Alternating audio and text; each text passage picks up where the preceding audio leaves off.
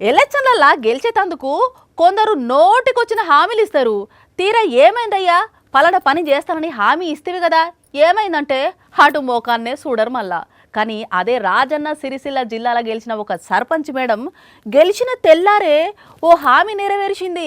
రాజన్న సిరిసిల్ల జిల్లా ఇల్లంతకుంట మండలం కందికట్కూరు ఊర్లో సర్పంచ్గా గెలిచిన చింతపల్లి విజయమ్మ ప్రమాణ స్వీకారం కోసం ఇంకా కొత్త బట్టలు కూడా కుట్టించుకున్నదో లేదో గాని గెలిచిన తెల్లారే ఇచ్చిన హామీని నెరవేర్చి కోతులను ఊర్ల నుంచి బయటికి పంపింది.